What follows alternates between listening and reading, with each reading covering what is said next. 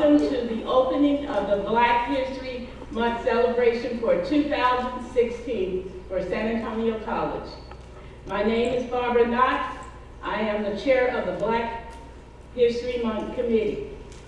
I want to thank all of the committee members who have planned this month's activities. A full calendar can be found in the Ranger, which prints a week earlier so that it can be given to you this morning. Another calendar is available online at Alamo EDU, SAC BHM 16.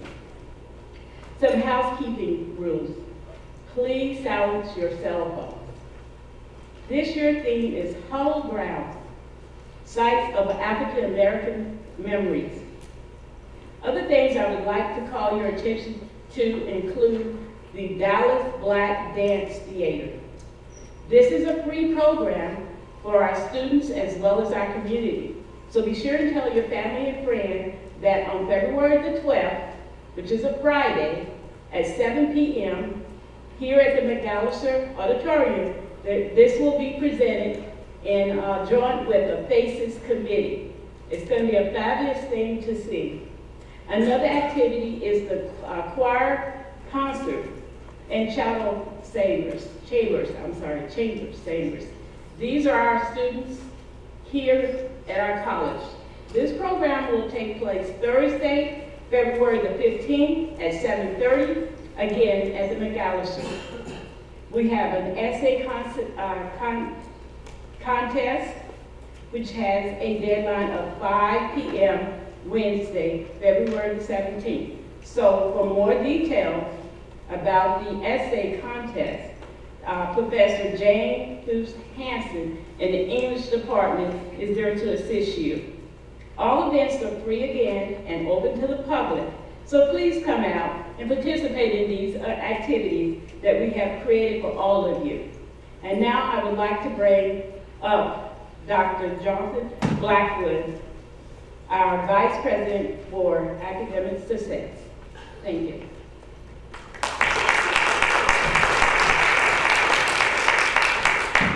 Good morning. On behalf of SAC and our president, Dr. Dela, I would like to welcome you to this wonderful opening ceremony for Black History Month, and also to welcome you to the space we provided today to celebrate the diverse accomplishments of African Americans, for the place, for the gathering of our community who care about the humanity of others, for a moment to reflect on the national tragedies triggered by race and senseless violence, and for the conviction that collectively we as a community will move this world forward in love and acceptance so that the dreams of civil rights becomes everyone's reality and no one will leave this space unchanged.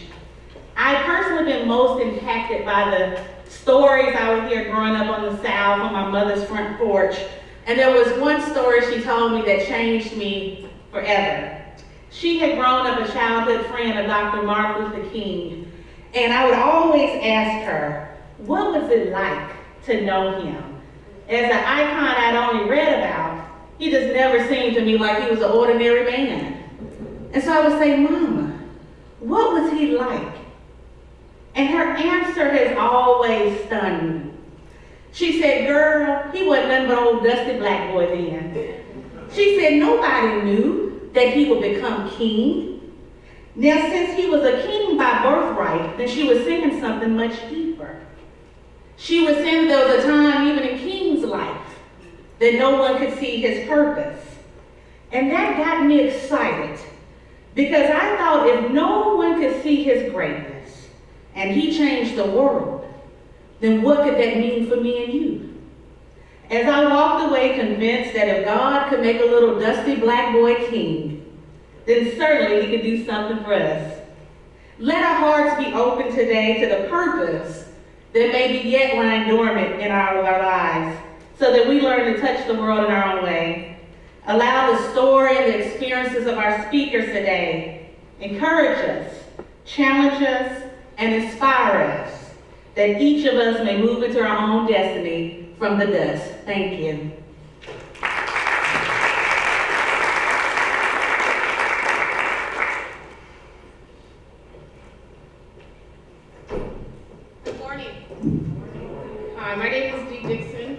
and I'm on the Black History Month committee here at San Antonio College. And it brings me great immense pleasure to introduce our two guest speakers that we have with us this morning. We're excited to bring this to you today because this is an opportunity for you all to hear firsthand stories from people who are on the front lines of history. They are journalists. They are storytellers. These are the people who are chronicling the events that unfold every day. These are stories of warring political factions, environmental injustice, social injustice, and the everyday stories that impact people like you and me. Stories like the 50-year-old father of four who was shot in the back as he ran away from a police officer. The stories of 9 parishioners who were at church when a man came in and shot them all dead. A Dallas pastor who embraced a stranger as she visited that same church where her mother, a 70-year-old grandmother of 7, great-grandmother of 4, died. The stories of the floods that killed 11 and left hundreds homeless. And this was in a 1,000-year flood. And all of these events happened within the last 9 months. And today we have a chance to have a conversation with these two journalists who have been chronicling these stories. The Post and Courier in Charleston, South Carolina, is a small newspaper that prides itself on covering the stories that impact its community. We will hear stories of conscious decisions that were made on the national, community, and local level, even by the editors in the newsroom where these decisions about coverage are made. You know, prior to this event, I had the opportunity to talk with Paul, who is a SAC student, a SAC alum, and we struggled over what to call this event. And it was from the parishioners who chose to forgive the man who shot those 9 people that guided the community, it guided the paper, and it guided Paul and Christina in coming up with the name of this event, Charleston, Grace Through Tragedy. And the reason why we're making this our first event is because in reality, when we're talking about chronicling stories, it could be San Antonio, Grace Through Tragedy. So it is my pleasure to bring forward for you Paul Zeller. He is a photojournalist that covers local news, sports, and he got his degree from UT at Arlington. And also Christina Elmore. She covers race, she covers local news, breaking news. She also did many of the stories that you will hear about today. So will you please join me in giving them a warm San Antonio College welcome as they come to the stage.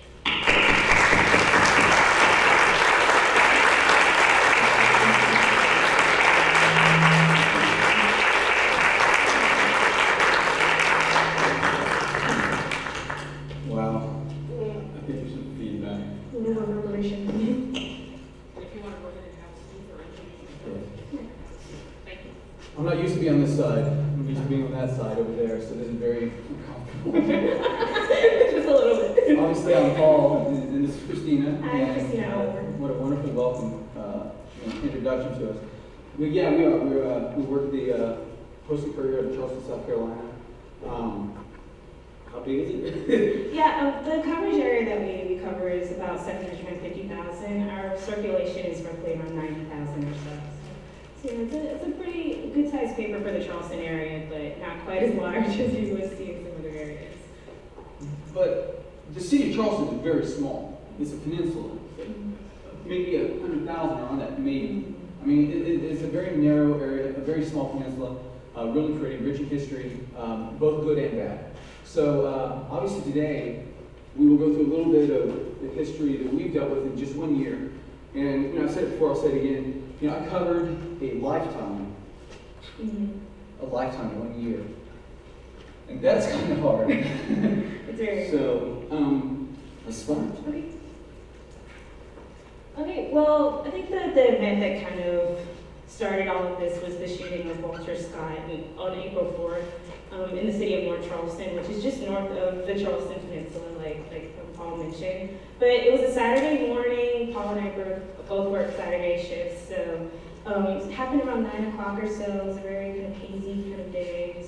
You know, everything was calm. No one was expecting this at all.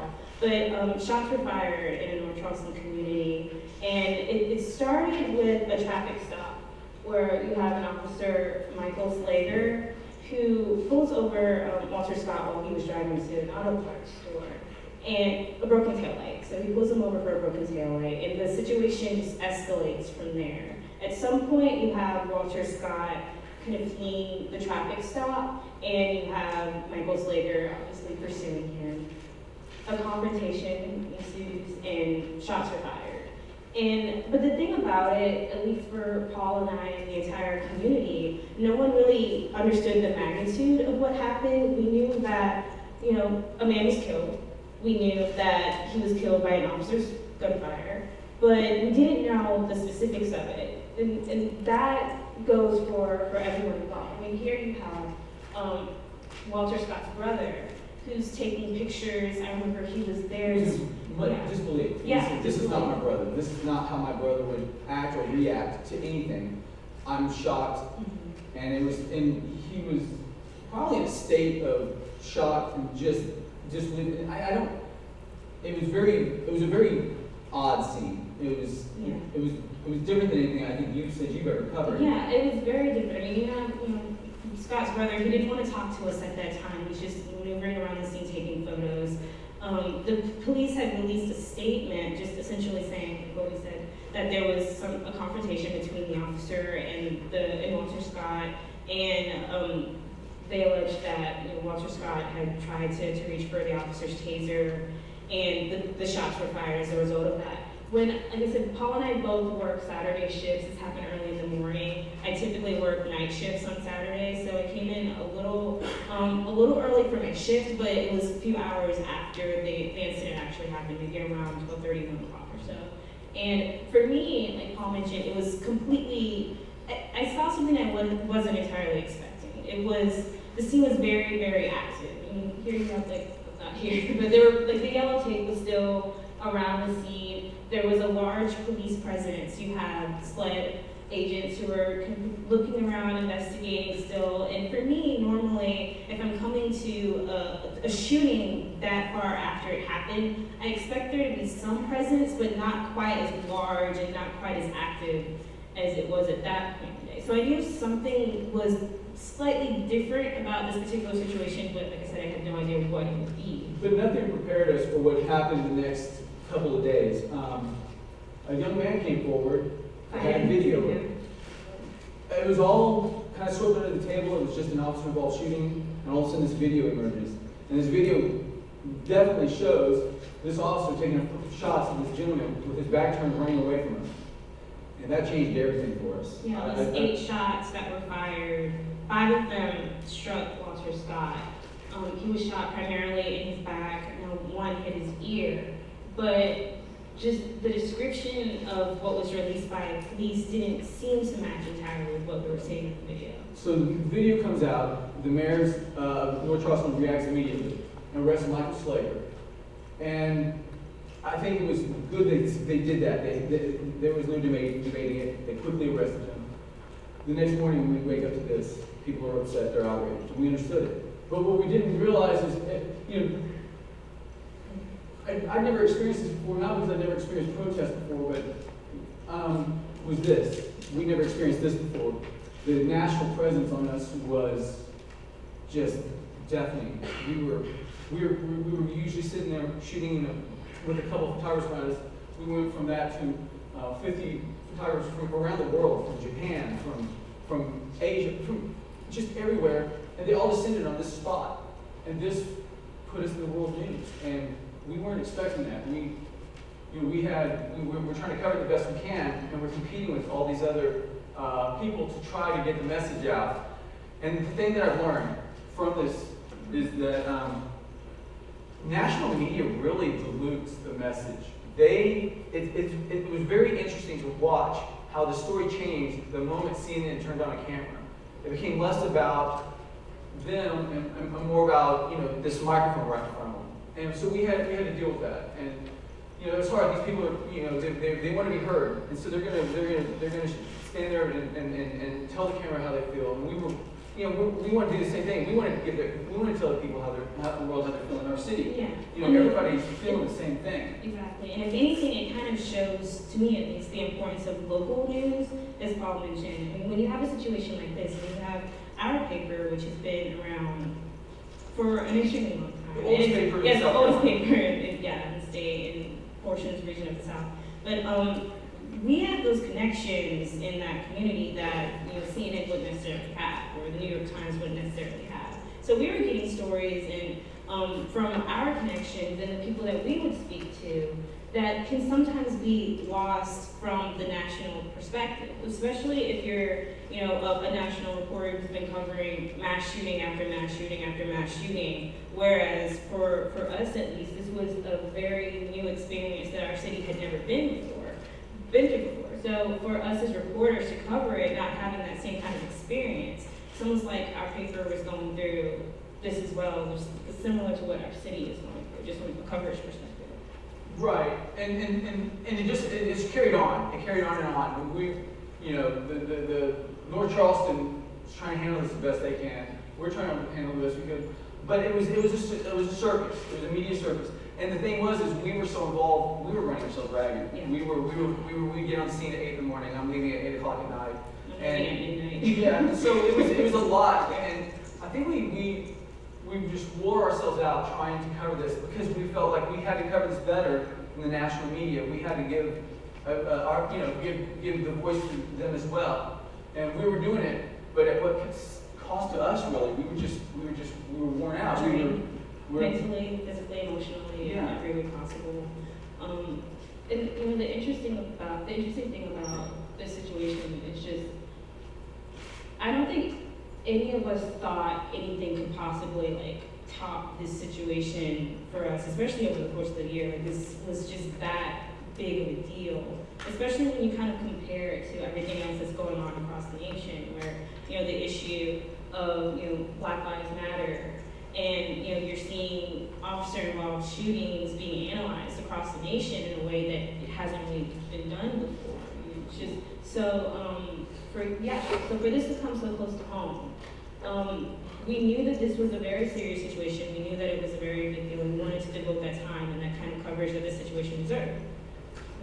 Right, and it was really interesting. So obviously we're on the national stage, and we're going to get a lot of national figures. We got Al Sharpton come in, and you know, that was something very interesting. I'd never heard him speak. I never. My only visual of him is back in like 1990 when he was kind of a larger person, and this guy comes and he comes and he's very animated and he's very electric, and you wonder what he's going to come and say. And you know, he comes to this church and he talks, and he ended up praising the city for how it handled this, and you know, saying that this is the way the United States should be handling this. This is the way everybody should be handling this. When something like this happens, they handle it the right way. And I thought that was very interesting. That you know, he came out with that tone, and I think that shocked the city. I think they were kind of bracing themselves. They were bracing for what might come next, because we were now being introduced to Black Lives Matter, obviously an activist group with Sergeant Ferguson, maybe. Yeah, I mean, the interesting thing about our local Black Lives Matter Charleston group is that they formed a few months earlier. I think it was the early part of December or so. After seeing events in Ferguson and Baltimore, and they wanted to create a kind of community in our local city of Charleston on the off chance that something similar could happen there. They would already have that framework in place if they needed to act. And you fast forward, and exactly what they were preparing for is happening, and so they just pop into action. I mean, this was all very, very, very swift. I mean, the shooting happened on a Saturday morning. By Tuesday, Officer Slager is arrested and booked, and the video was released. So within a matter of days, like you're seeing all of this take place. So, and that definitely, you know, has an effect on the outcome of the entire situation. The way, like Paul said, you have Al Sharpton coming in praising the city of North Charleston. I don't think anyone really expected that. But if they hadn't taken that action, if they hadn't, you know, taken the steps to go and bring those charges, where you see other cities are waiting months, years, even to see anything similar to that. We saw in a few days. Yeah, I think that's what made our city react the way it did, made the protests take place the way they did. Is I think there was fast actions, and so that made, I guess it's not that it took away their drive, but it definitely, they wanted to bring to light, this is a problem, but we don't have to force the issue because it's being taken care of, but it's still a problem. There was a definite, like a different tone to what they were protesting. It was more versus them saying this event happened and we're not seeing results, as you see some of the other protests are. This is more of, this event happened, we need to talk about what we need to do to prevent it from ever happening again. And of course, they still wanted, you know, a few other, you know, things that Black Lives Matter, particularly wanted a citizens review board in place to kind of review the police department and just, you know, keep a closer eye from a citizen's perspective on what they were doing. And they wanted that board to have subpoena powers as well, so that they could have that authority to call witnesses and, you know, make them come in and discuss situations that normally would be kind of swept under the rug or overlooked. And the city obviously hears the chief of police meeting with them, and they obviously were trying to bridge that gap. They were trying to find that middle ground where they could meet and discuss. And as this was happening, there's more protests happening. There's more people marching, and you know, and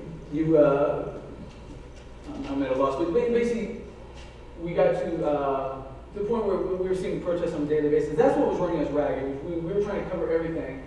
And those protests were going, I mean, it's not like they cut off at 5 o'clock. Like, they would meet sometimes 10 o'clock at night outside of City Hall just to have a candlelight visual, just to make sure that everyone is still thinking about this. They didn't want it to disappear like things tend to do. But, and of course, he was laid to rest. And that was that's actually Walter Scott's mom right there laying a rose on his casket.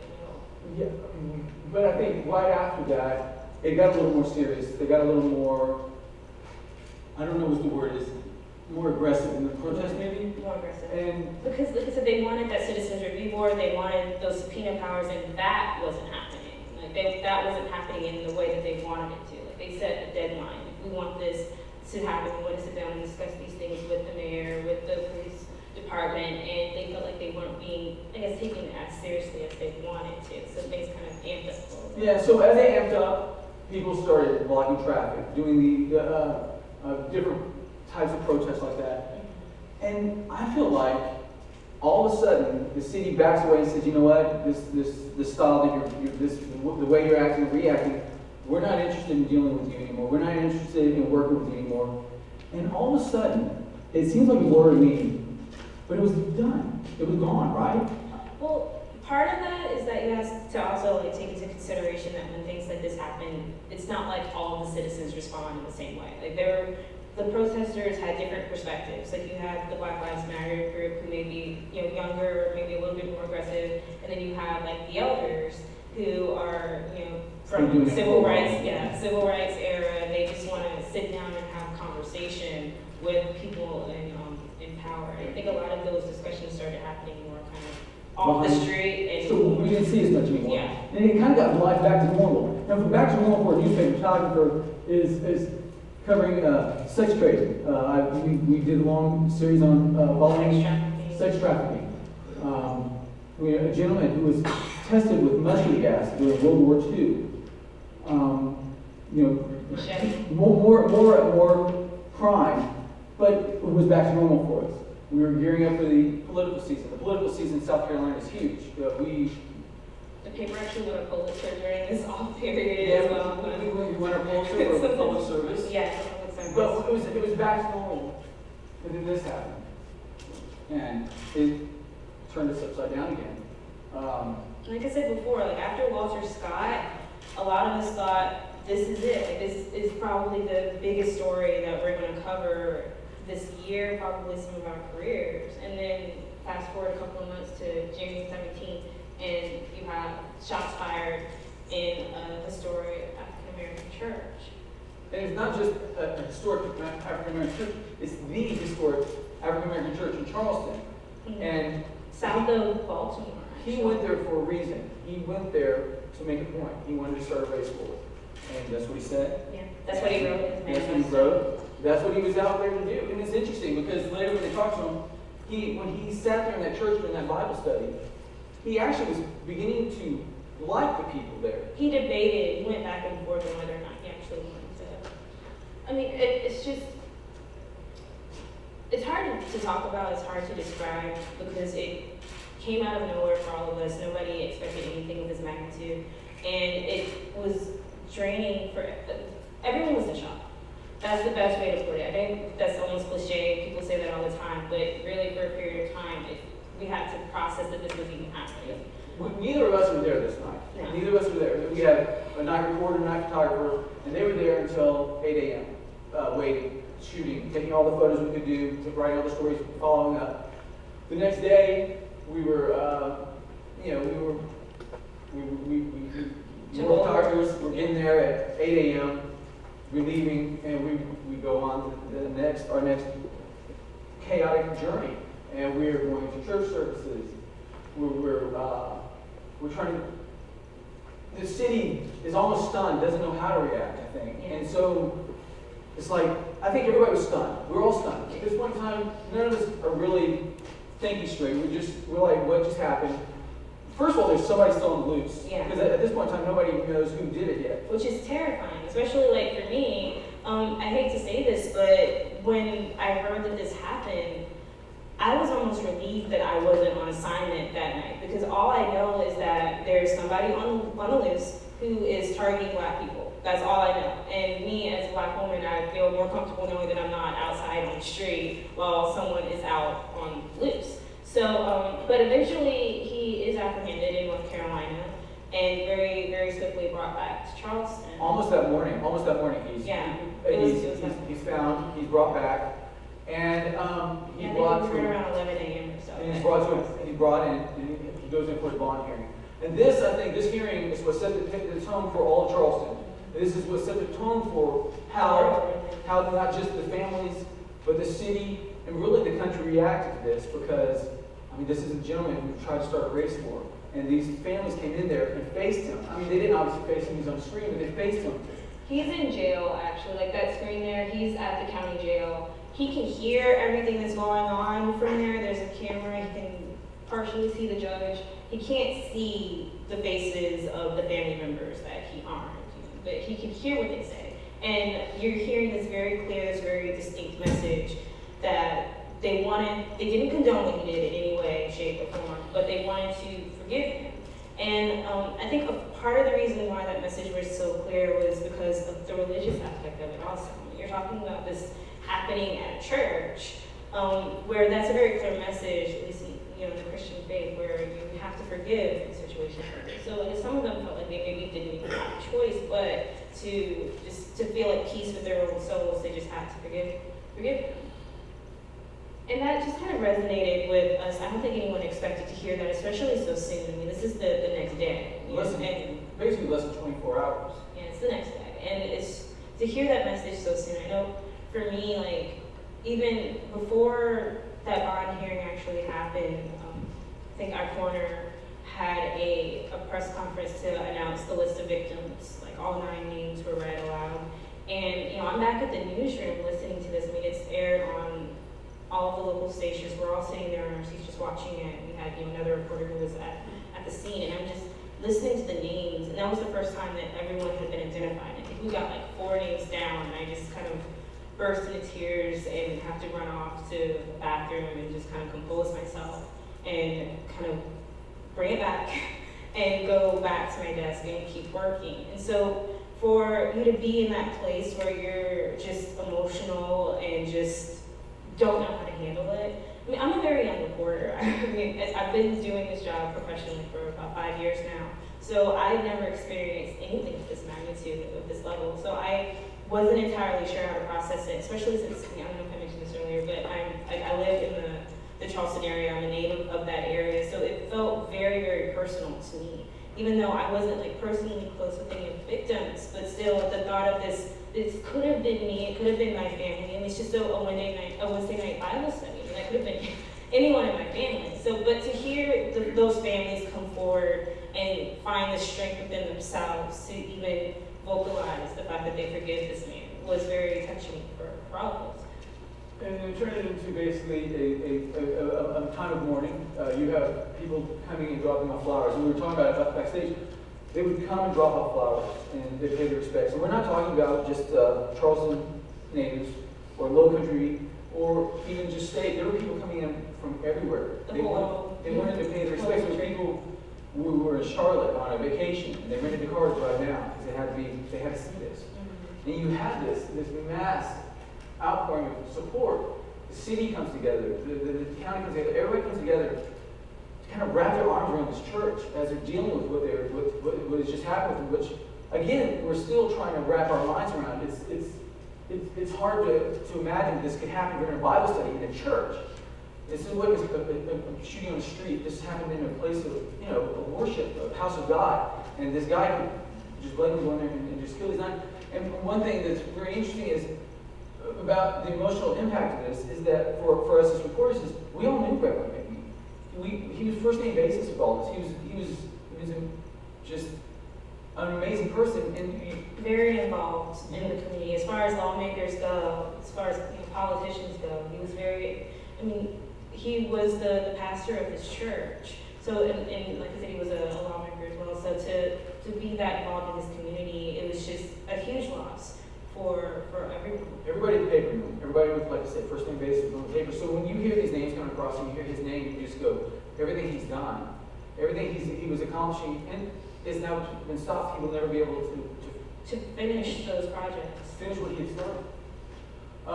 Which were pretty major projects as far as race relations go as well. I mean, this is after Walter Scott, so everyone has been talking about that situation and what the community needs to do to move forward as far as like body cameras with officers and that sort of thing. He was a very active member of trying to push those types of legislation forward. So we just kind of cut everyone in the middle of what we're trying to do and what we were trying to come out of with North Charleston just a few months earlier. And so, like the community does, it comes together. They're trying. Everybody's dealing with the healing process. So we're there covering it and trying to give them some space, yet tell the story the best we could. And I felt like, as a paper, from the first night on, we did a good job of telling that story. And I think it definitely helps that, like I said before, we're a very local paper, so we were going through this just like everybody else was. So we were conscious of the types of decisions that we wanted to make. And we were talking about like the decision not to put Dylan Roof's photo on the front page initially. Our managing editor, he made executive editor. He made this conscious decision. We were not going to put Dylan Roof on our front page, not while there was mourning, a town mourning. We were not going to put him on the front page until the last funeral had been was finished. Yeah, the paper definitely wanted to focus more on the victims and focus on telling their stories and the way that they impacted our community and what was lost. Not focus on Dylan. And then not focus on him. And it wasn't that you couldn't mention his name and everybody was ignoring, but we just felt that wasn't necessary to put him on the front page. And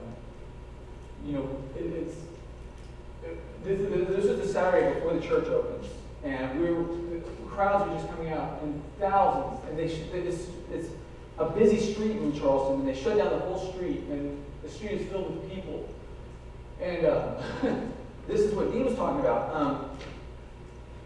There's media everywhere. I'm being bombarded with photographers on the other side of me. I can't get a nice shot. This is a good moment. And I don't mean I'm only for this something. What I'm saying is people are trying to grieve. And instead of letting them grieve, you have news photographers and television stations going in and can you tell me how you feel? I can tell you how he feels just looking at his face. Get out of his face and let him grieve. And that's what we're trying to do here. I want the process to keep going but I just want to record it. This young lady right here walks up to me and says, do you mind taking my photo? She hands me her phone, and I was like, okay, where would you like me to take your photo? Just right here in front of these roses. When I take her photo, she just loses it. And I'm like, okay. And I'm kind of like, not knowing what to do. This young lady just walks up and gives her a hug. She says, that's my mother. God. So her mother was killed in this church days earlier. She's come into town for the funerals and everything else. She just walked up. And there's stories like that all throughout that day. Stories like that, people coming that were, somehow connected with this. And that's what we're trying to do. We're trying to tell their stories. We're not trying to, We don't want to get in the way. We don't want to get in the way. We want to cover it as well as we can without disrupting them. And I felt like that moment. Or manufacturing it in some way. That was real. That was as real as it gets. And it was hard for me to get that shot. And because I'm right there conversing with it, and all of a sudden we're in the middle of this. But it was important. And we definitely had a lot happen that day. A lot of marching. But not protest marching, just protest, obviously protesting, marching, but More about a show of unity. show of unity, I think, is the best way to describe it. And it was a very real. This is probably I don't know how else to explain it, but this is the front of the church, and this is the group of people who gathered there, and it never died down. It never slowed down. There was crying, hugging. There was a little anger, of course. There was singing, there was praying, there was worship. So there were impromptu worship services going on outside the church. All these people were processing this in their own way. It's almost like they were going through the stages of grief together. The community was just going through that together. And that was a very unique situation to be in, to be able to record that and be there with them. Because it helped me. It helped me go through the process. Because as journalists, we kind of just stuff everything in, and we don't like to let anything out because we don't want it to get in the way of us doing our job. And it's hard because this didn't happen in Ferguson. This didn't happen in San Bernardino, California. This happened here. This was us. This was happening right now. And that's why it was hard for us, because we're all dealing with it. And I got the opportunity to go into the church.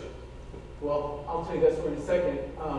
So this is the Sunday that the church is going to open for the first time. And we had a wonderful designer who said, well, for the religious section, I'd like to do kind of a tribute to those killed. Yeah, they just wanted to take a moment just to honor the victims. And there was this conversation outside about what was the best way to go about doing this. And this idea of, these are palmetto roses. I know that you guys are here from San Antonio. But in Charleston, this is an iconic image in the city of Charleston. Because you have, it's a sweetgrass rose. This, someone takes the time to form this rose from a piece of sweetgrass. It's silly. And the thing about it, though, is that when you think about Charleston, that image comes to mind of basket weaving and the history behind it. Because the Gullah. The Gullah history. You had slaves who were forming these baskets and these roses and these vases with the tools that they had, and that tradition carried on. Your family members teaching it to their children, and so it just seemed like the perfect item to just kind of capture a piece of the culture of our city. But it's also a rose, and not just a traditional rose. So it's a beautiful image. I mean, regardless of the history aside, it's beautiful. And it was a wrap. Yeah. A wrap is covers the front and the back of the paper, and this is what people open. Readers saw them open up the paper, and inside was a bio on each of the people. Mm-hmm. And obviously, the 9 roses represent the 9 people. And the next day, we go to the first church service, and it was hard because we had to have multiple photographers inside and outside. I was elected to go inside. They all thought they were doing me a favor because I had a 14-hour shift to take. They said, you can be inside the AC. Well, it's a historic black church. They didn't historically have ACs back in the day. And it was hot. It was very hot in this church. And it's a beautiful church. It was a gorgeous setting. You can't see it, but all along the front row, you have the governor of the state, you have the mayor of the city, you have all these people who come to celebrate with them. Reverend Goff was interim, and he had a wonderful service. And it's hard to see from me from here, I can't tell, but there's a black cloth over the chair that would have been Right there in the middle. right there in the middle where Piggy would have sat. And, you know, it was a hard service to get through. People were visibly touched by what was happening and what we were experiencing. We will not be held down. We will not stop. We will continue. We will thrive. And that's what you're seeing here, is these people just not being stopped by this. I mean, that's a very conscious decision also. I mean, when you have something like this happen, we have to keep in mind that right downstairs is a crime scene. It's still, The blood is still, there were still bullet holes It's in a the crime wall. I walked in the church, they gathered me and another photographer from the Associated Press and said, let's go. And we're walking through the basement, and you still see circles on the wall where the bullet hole was. And you're just like, very surreal. but this church, they didn't want that negativity to take away from the idea of them moving forward and still showing their faith and showing the fact that they can come together and focus on what matters and move forward.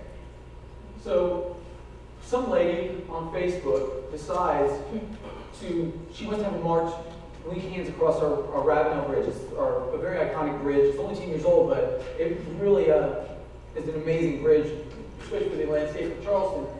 So they're going to do this. One Facebook post turns into 20,000 people decided to march together on this bridge. And it was quite an impressive display of unity. The image almost speaks for itself. Yeah, well, there's two sides of this bridge, obviously. Yeah. But people started looking at this and they met in the middle. And when they got in the middle, they prayed and they sang, and it was a very touching moment, and it was just so weird that it started off from a Facebook post, and it turned into this massive thing, and that was really so it's almost cliche now that we were coming together as a community, but they really But were. it's true. It really was. I mean, it's sappy, but it was true. And one thing, like you mentioned the Facebook post, it kind of speaks to, these things happening in our modern age. I mean, jump back to Walter Scott, and you have video of someone holding a cell phone and capturing this image. And you have, Black Lives Matter starting from a hashtag on Twitter. You have a Facebook post reaching 20,000 people. And it's just having, very real world effects based off of, technology. I don't know if you would have seen that. No, I don't think 10 years ago. 5 years ago. Yeah, you wouldn't even seen this kind of response. Well, we're past the church, and we're starting to get to the funerals now. And Phoebe is taken to the State House in South Carolina. Just for viewing. For viewing. Previous to the actual funeral. And obviously, this next image is really kind of iconic in that all this is leading up to our next series of stories, because the state has believed that on the grounds that it is important for them to put our battle flag on the grounds. It's politics aside, I don't know if stuff like that belongs on a state ground. You can have it yourself, but this is obviously leading up to that. This is leading up to that. And there were, plenty of people who thought that the flag should have at least, come down previous to Pinckney's showing there. Like, they didn't want that image that you just saw. They didn't want to see an image of, his casket coming onto the grounds and the flag is still flying there. Especially when you had those same images of Dylan Roof, holding his own Confederate flag and just whatever he wanted that to mean or what he wanted to trigger. So the debate was, like Paul mentioned, the debate was starting up, and this is, a debate that's been going on for years before this. Folks have been fighting to have the flag taken down from our Capitol grounds. At one point, it used to be on top of the dome of the State House, and there was a compromise that was made to at least take it off of the dome and move it further away onto the grounds. But for a lot of people, that alone wasn't enough. They wanted it to come down altogether. Didn't happen then. But we began our first series of funerals, and you're covering 9 funerals. I've never been to that many funerals in my life, and I'm covering 9 funerals in a very short period of it's time. what, a week. About a week. And you were just, it's, my finger goes quick. You're just, you see all this on a daily basis, every day. I mean, and it takes its toll on you, not as much as it takes a toll on them, obviously. I cannot imagine what these people are feeling. I cannot begin to put myself in their shoes. I cannot begin to imagine what's going through their minds. But I have to deal with everything in my own way. And you're just watching this day after day, funeral after funeral. And this is the same woman I took a photo of in front of the church. And it takes a lot out of you. And it's hard. One thing about it, I know a lot about black funerals. And I know that they love their doves. And that was really cool. I love that. But you can see the mass, 9 funerals. They all have to take place. And so on certain days, on one Saturday alone, there are 3 funerals. So you see a scene right here of mass chaos because they're trying to get one funeral out so they get the next funeral in. And so it was just crazy. Well, then of course we have Reverend Pete's funeral, and Obama's going to come into town. President Obama's coming into town, and he's going to, I guess, give the eulogy there. And the paper decided that it was important that Christina and I ride them and go on this, follow him, and we were with the crest pool. Yeah, on the presidential motorcade, we were a few vans behind his actual, vehicle, but we were right there. It was one of those moments that I'll probably remember forever, because even, we are all on the grounds at our Air Force Base, and the plane comes in, and we're there taking pictures and tweeting about it, and you have like all of our local media kind of standing there, and Paul and I kind of walk off to the side and hop into the motorcade with them with the rest of the White House pool, and head over to what do you call it? The TD Arena. Yeah, TD where Arena. it was happening. And this was kind of it was like a visual. Yeah, it wasn't his actual funeral yet, but it was a visual ahead of his funeral. He had multiple funerals. Yeah, he had the showing in Columbia. This was a very big deal, and they just wanted to give him his due. So we were going through this here, and he spoke. This was, I'm sure you all are aware, this was when he sang Amazing Grace, and that just, again, nobody expected that. It definitely hit home for me. It was very interesting to talk to the other cool photographers and reporters. They said, we've never seen this side of him before. And they follow him everywhere. They're with him 24/7. They said, we've never seen this side of him before. So we felt like, how cool is it for us to be able to be present and to see this part of history taking place. And it was really quite electric in that arena that day when he did that, when he started off into Amazing Grace. And you see them all singing there with him. Yeah. This is one of my favorite photos of that day, and it never made print, but I really love that moment. And obviously there were pastors from all over all walks of the community there to be for the funeral.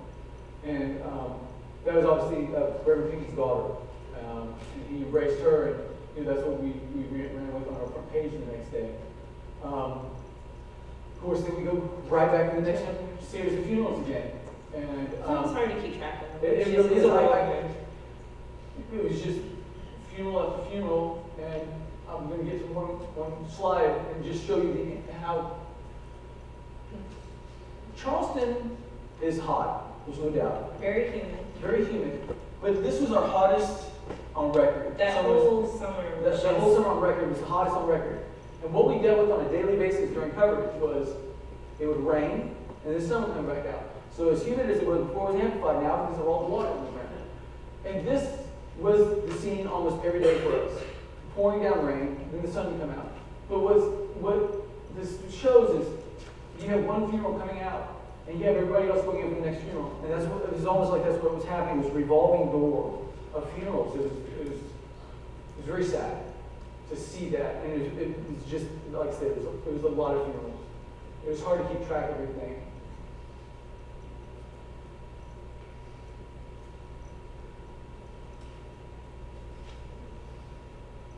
And I think we've said this multiple times, but just, being a reporter, you're observing this, it's not your family, but, so you have to stay somewhat detached from it all. But there's no possible way that any human being can see these images and go through this and not be touched by it.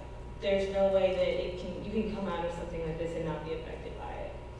And everyone's affected in different ways, and everybody handles their grief and their stress and their emotions in different ways, but just trying to find the strength to deal with that on the side and focus on doing their job. I mean, he can't be in a corner crying because he has to take his picture. And if he misses the image, he wouldn't have, all of these shots here for everyone to see and witness. It's the same way with reporters. We have to tell the story because they can't tell it on their own. It's like they're living it. We're on the side, we're detached, we're trying to capture it as fairly and accurately and just be true to their emotions and their feelings and what they're actually going through and just capture that. I mean, this is history. I mean, this is something that's never happened in our city before, and the world really hadn't seen something quite like this. And so we have to focus on doing our job and make sure that we can tell that story, capture it as best as we possibly can, so that 50 years from now, some young journalists can go through the clips and really get the same sense of what happened as we do now, having experience with. So I finished my last funeral, and I'm thinking I'm gonna get some time off. I'm gonna relax and catch my breath. And I did. I went straight to Columbia because Columbia was now the main stage for the biggest debate in our state history: removal of the Confederate flag. Not the biggest debate, but the most pressing debate at the time was removal of this Confederate flag. And what was really interesting is the way our paper handled this, because taking advantage of the digital age, they decided to post this poll on our website. And this poll was sent out to every single one of these gentlemen in this room, asking, "What is your position on the And flag?" women. What? And women, not just men. Okay. All the people present.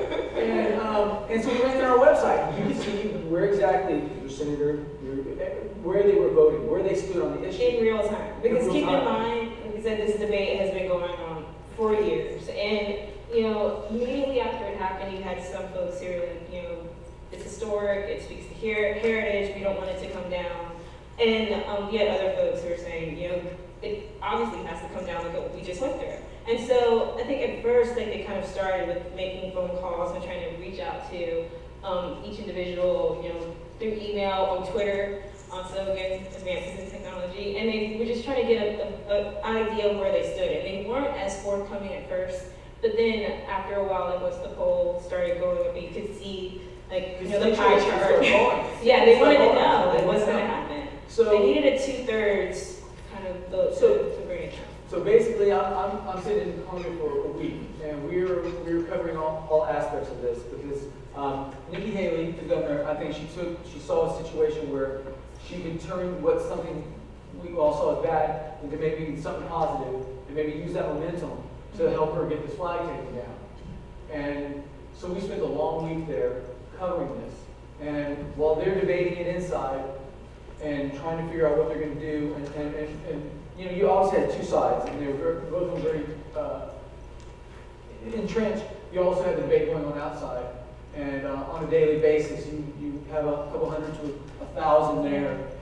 Just on the ground, conflicting sides, like different groups. Like, Paul went to a rally. At one point, you have one side of the grounds are the Ku Klux Klan, who we all know what the Ku Klux Klan thinks and what their opinion is going to be. And then, a few feet over, you have the new Black Panthers, who are also very vocal, in the same area, and just let that sink in. But even though all of this was going on, it was very heated. It's a polarizing kind of issue, but I think it was handled in the best way possible, at least as far as how our lawmakers approached it, how the citizens approached it, because it's one of those things that a lot of people who have been going through that struggle for a very long time, they never thought it was going to come down ever. So the fact that we were even having this discussion was progress. And progress was made on a Thursday evening, and or I guess a Wednesday evening. It was a Wednesday evening, and Thursday, everybody came to watch the signing of the bill to take it down. And I mean, it was such a big deal. I mean, for what you can see here, you don't see the hundreds of photographers lining the balcony with me.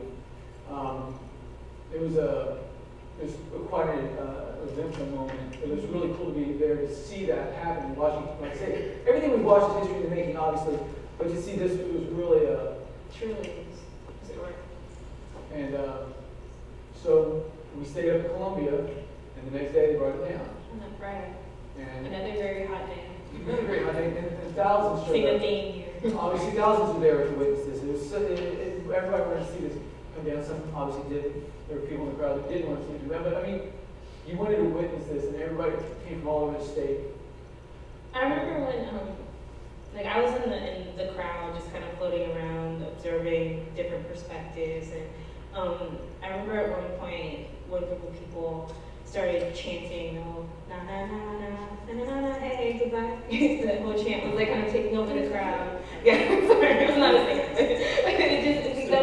Sorry, I was sick with writing, my God. but yeah, I mean, it was one of those things that, you know, one group of people was just, they were truly excited about this because, like I said, they never thought that they would see it in their lifetime. Especially when I remember I did one interview and this man told me that, you know, thousands of people have died over the course of history over this battle flag. And to think that 9 people could bring about a change that thousands weren't able to do before, I don't even know what the right words would be to describe that kind of moment in history. But there it is. And of course, at the same time, there's the other side where, you know, 5 minutes. Okay. You haven't seen the 1,000-year flood yet. We forget about the flood sometimes because these things have been happening. Like, this we can fast forward to the flood. Well, I was saying, she was talking about it. I was saying my last assignment for this was to go up there and photograph these protests. And you had the new Black Panthers, and you had the Ku Klux Klan, and they weren't supposed to be together. They weren't supposed to be anywhere near each other. For obvious reasons. But they found a way to get to each other. Of course. It was hateful. That's the only word I can use. I can say very hateful, but it was hateful. I've never seen that before in my life. I've never witnessed that before in my life. These guys, and the crowd that's responding to them, it's like these guys, they spew the hate. And it's disgusting what they're saying. And they're inciting the people on the other side. They turn to hate.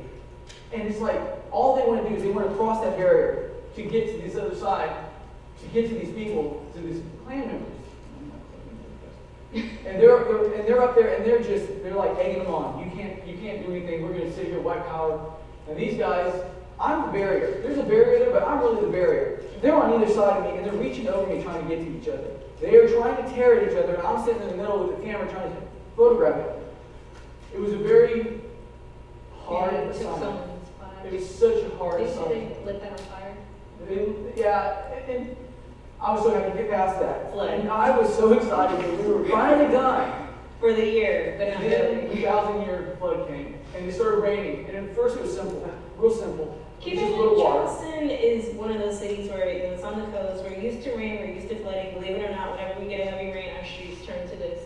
But this was different. What was the date of the flood time? This was October, the beginning of October, I think it was around the 4th or 5th. Interesting story. This is the first Uber by canoe. That gentleman was trying to get to a wedding, and he couldn't cross. So these guys stopped, picked him up in a canoe, and he has his travel case and everything. They were taking him to the wedding. But we thought it was going to be real quick. We thought we were going to get some rain. Well, it turned into 22 inches of rain, and it just wouldn't stop falling. And we didn't get it as bad as Columbia. Columbia, just the street from us, had a really bad This is mess. happening all over the state. This is happening all over the state. It's just. Charleston at least is built for this. Columbia is not. Like, they do not have that type of infrastructure to deal with this. So when you're talking about Charleston, a lot of folks down there may know to have flood insurance just on the off chance that it rains and they have damage. Columbia may not be the case. So you're seeing all this type of damage. Anything that's touched by water has to go because of mold. So Your belongings, you walk through a street, and they don't have the funds to pay for it because they weren't prepared for anything. but you walk down the street after the flood is receded, and all their possessions are sitting there at the curb, ready to be taken. Everything they own is sitting there. Everything touched by water had to be removed from these houses. And what's really sad is my daughter runs track. I'm standing there in front of her track coach, taking his photos. He's pulling out all the baby toys, all the stuff, all their personal items. They're laying out photographs all over the floor, all over the ground, trying to save anything from this. And nobody expected it. Nobody saw it coming. Governor Haley called it a 1,000-year flood. I won't be around 1,000 years to see if that's proven right, but this is historic for us as well. This was 22 inches of rain in one day, not a couple days, but one day. And it had a devastating effect on the community that we're still trying to recover from. And this is almost like, I don't want to say minor, but there were areas that saw even more than this. I mean, this is a shocking image, but there were some areas that had water all the way up to the roofs of their houses. Yeah. And pretty much everything is just gone. Yeah, but that's been our year. That's our year. 2015. That's our year, so thank you.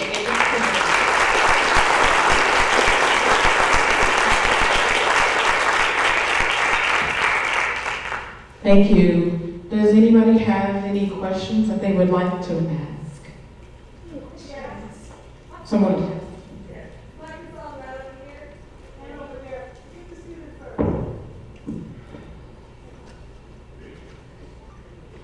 Hi, my name is Christy. I'm with the Ranger here at SAC.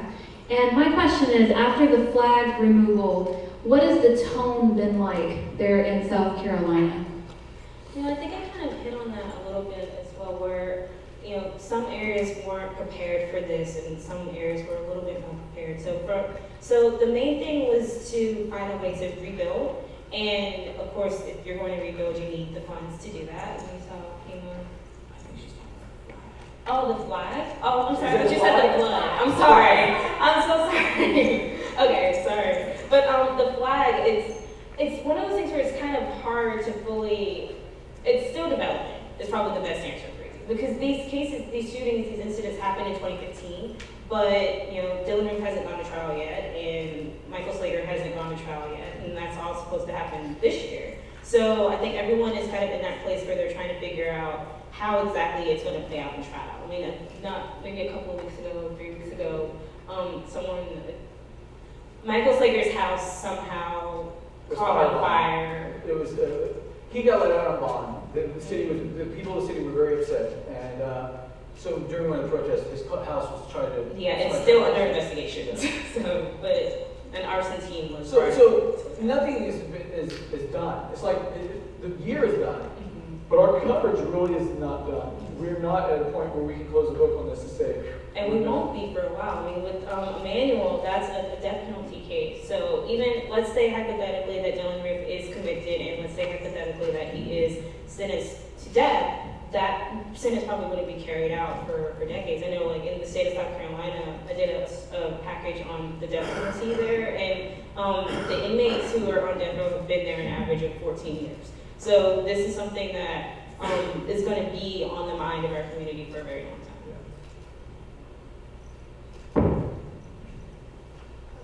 Good afternoon. I'm Wanda Lee Smith, a political scientist at San Antonio College, and I thank you for your excellent words and pictorial display.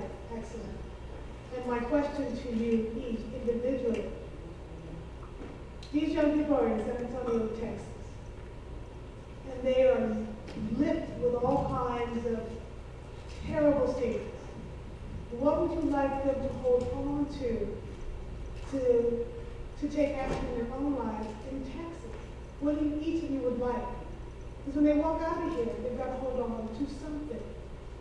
Because this is still one country dealing with all these isms. Thank you. Well, I think for me personally, I think it's very important to remember that one person can have a very real effect on so many other people, on so many communities. And that can be in a positive way or a negative way. For example, Dylan Roof was a single individual, but look at what he did. But at the same time, you have one person who decides to post a positive message on Facebook, and look at what she did. She brought 20,000 people to our community to march across the bridge to show that they wanted to be positive, they wanted to show love, they wanted to show unity to uplift the community. So I think, if anything, just be mindful that every single person has an impact in different ways. The same way, even if you consider our legislators, like every vote mattered when it came to bringing down the Confederate flag. If you're looking for a 2/3 margin, every single one of those votes counted. So just be aware of that. Yes. I don't know if that. No, I'm sure. You know, I think what I took out of this was that we're strong when we kind of come together. Yeah. And that's what I saw, was people who could come together and in times of tragedy and coming together and supporting each other. I think that's something you have to look at as a positive that came from this. You can't find many positives out of 9 people being killed, but you can look at how it brought a community together, and you can look at how our community reacted to it. And you would hope that we would set the tone for another community if that happened. I don't know if anything can be exactly like that, but you would hope that people come together, that it proves that you can be strong when you come together. Not a very good answer, as good as hers, but I tried. It was great. Hi, I'm Aisha Johnson. Have y'all heard or discussed the debate or discussion about taking down the statue of the founder of the KKK? Okay, around the same time we were dealing with the manual, we saw a lot of issues when it came to, you mentioned, statues, monuments. While this whole debate is going on about bringing down the flag, you're also seeing, statues being defaced with spray paint. Like someone would spray paint, deface a statue related to the Confederate history, and as soon as law enforcement comes in and scrubs the paint off, someone else comes out and does the same thing. But I think that that's one of those things that we all have to discuss, and it will range from community to community about whether or not that's something they want to do as far as bringing down Confederate monuments. But it's up for discussion. I don't know if that answers your question or not, but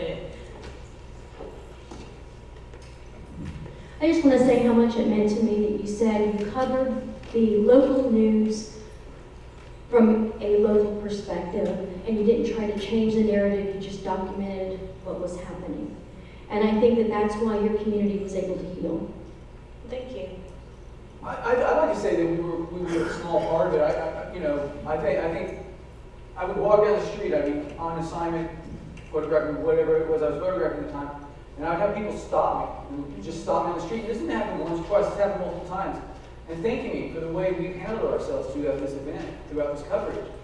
And we got national media praise for the way we were able to tell this side of the story, tell the stories of all these people that obviously national media couldn't have been able to pull off. And it was just like that one raft with the 9 roses on it. I mean, that was just, I think, us trying to be a part of that healing process. So I do feel like we weren't a major part of it, but I do think we played a small part in that. And it was also, it was a minor thing, but it had a large impact on us when, other newspapers from across the country would, send care packages to our newsroom filled with food, which was like treats and candy and chips and that sort of thing. It kept us going. It kept us going, especially if you're working like a 15-hour day and you didn't have time to take a lunch break, and there's a power bar right next to you because some journalists across the country thought to share with you. And it means a lot. And I know, with events that happened after our situation, our paper was conscious of that, and would order pizzas for newspapers who were going through similar mass shootings after that. So it's just keep in mind just to care about each other.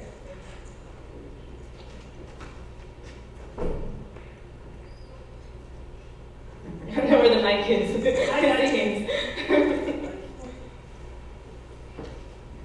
Hi, my name is Nanette Washington, and I just saw a flyer and I just came here, and I'm so glad I did. I mean, since these things happen on the news and stuff like that, but actually to be here and to hear you all speak and to see the photographs, I mean, it really touches me and brings it more to life. I have been a member of Black Lives Matter, but I've recently gotten out because I believe that all lives matter and stuff. And even though it had been a lot of blacks that have been, killed and stuff like that and more publicized and stuff, but it's not just the blacks that's been killed. All races are, been killed and, stuff like that.